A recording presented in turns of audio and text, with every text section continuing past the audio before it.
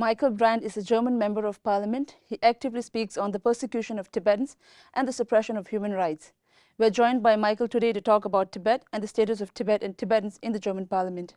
Hi, Michael. Thank you for being here. Hallo. Hi. So my first question to you is, what is your purpose of visit to Dharamsala and India this time? Das ist ein sehr wichtiges Jahr, das Jahr 2025. Wir haben zum einen den 90. Geburtstag seiner Heiligkeit, aber wir haben global eine sehr schwierige Lage weltweit. Wir haben eine Achse der autoritären Staaten von China über Russland bis in den Iran. Und ich glaube, es ist ganz wichtig in diesen Zeiten, wo wir alle so herausgefordert sind, jedenfalls diejenigen, die Freunde der Freiheit sind, des Friedens, des Ausgleichs, der Mitmenschlichkeit, dass wir miteinander im direkten Gespräch sind. Und deswegen bin ich nach Dharamsala gekommen, um mit Kollegen aus dem Parlament zu sprechen, mit der tibetischen Exilregierung, mit Zivilgesellschaft hier. Und nichts kann den direkten Austausch ersetzen, offen miteinander zu sprechen, den Kontakt zu pflegen, die Freundschaft zu pflegen. Und auch über die nächsten Schritte zu sprechen, denn wir erleben auch gerade eine Administration in Washington, die uns vor große Herausforderungen stellt, die Ankündigung, das Hilfsprogramm USAID einzustellen.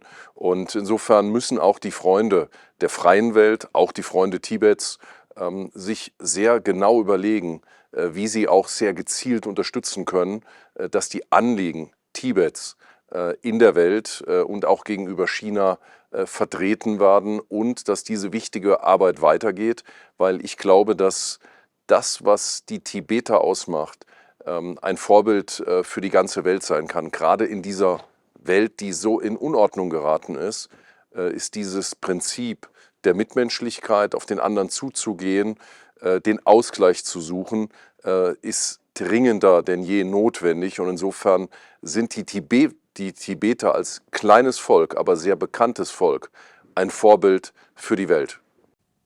So, as you've mentioned in your answer, you are here to meet with the members of the Central Tibetan Administration.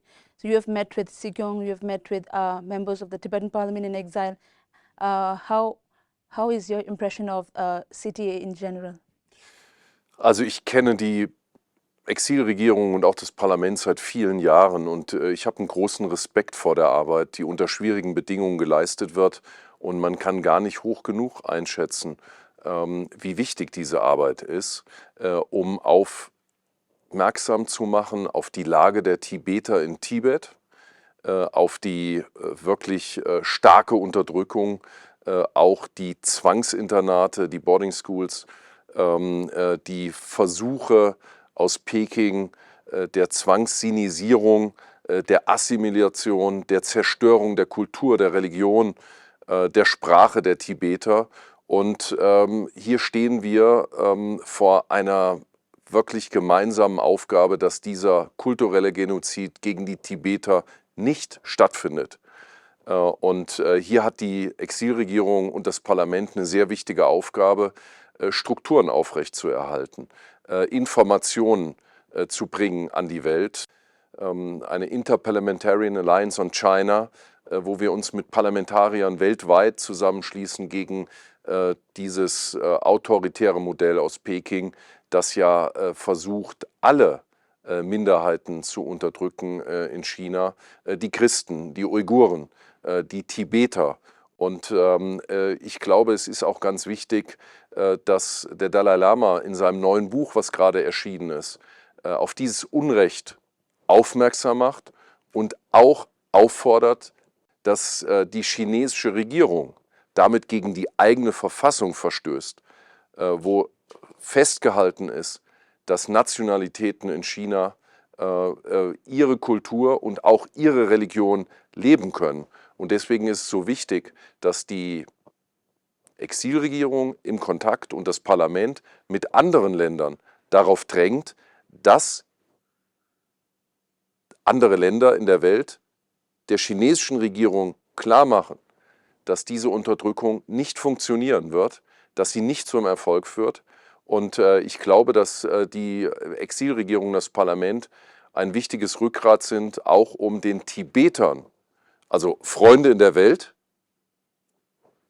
zur Unterstützung aufzurufen Strukturen aufrechtzuerhalten, aber auch den Mut zu geben an die Tibeter, dass ihr Anliegen nicht nur nicht vergessen ist, sondern dass sie ein stolzes Volk sind, ein mutiges Volk sind und dass am Ende die Freiheit sich durchsetzen wird.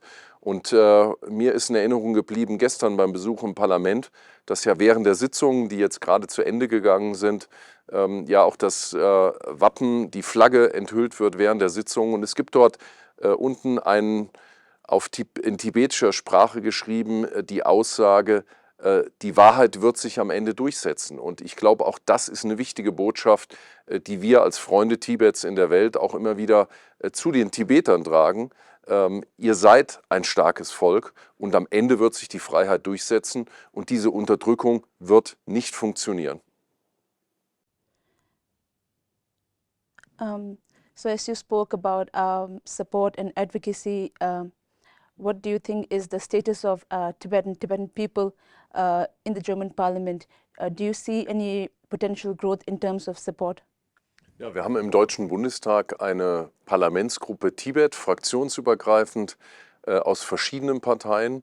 Und es gibt auch was Neues aus Deutschland, denn wir haben gerade eine Wahl hinter uns gebracht. Der Deutsche Bundestag, das Parlament, ist neu gewählt worden. Wir sind gerade in diesen Tagen in Gesprächen über einen neuen Vertrag der neuen Regierung, über die Inhalte wieder etablieren aus verschiedenen Fraktionen.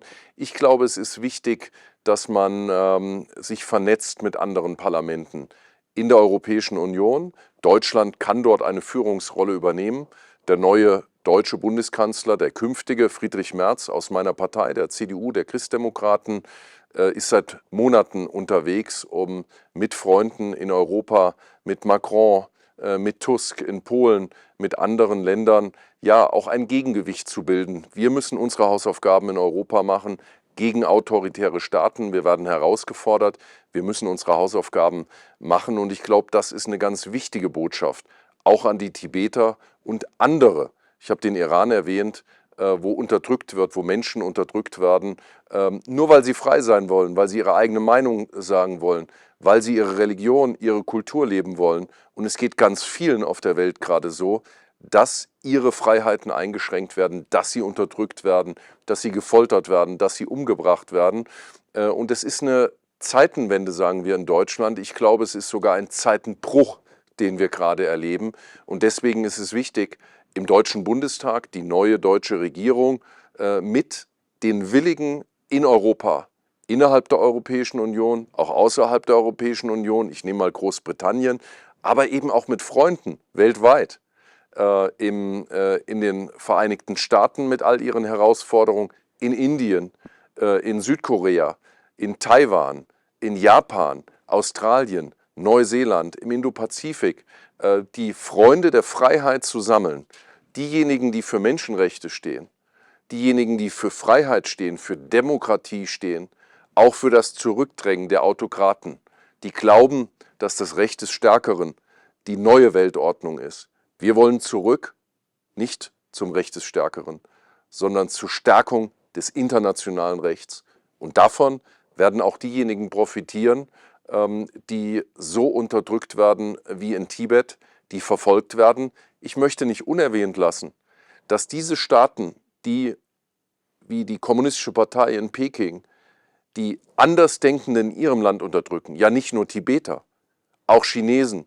Ich erwähne mal Tiananmen von 1989, also alle, die eine andere Meinung haben, die unterdrückt werden, dass sie auch versuchen, diese Repression in andere Länder zu bringen.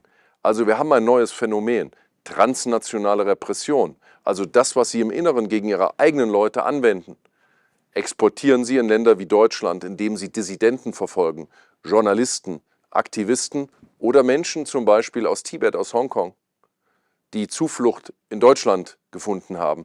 Auch dort braucht es ein klares Stoppschild, dass wir das nicht akzeptieren werden. So Michael, as my last question, I would like to have your opinion on what we as in Tibetans can do more in terms of advocacy for Tibet. Also den Tibetern Empfehlungen zu geben, fällt mir schwer, weil ich glaube, sowohl was die politische Führung anbetrifft, wissen die sehr gut, was sie machen.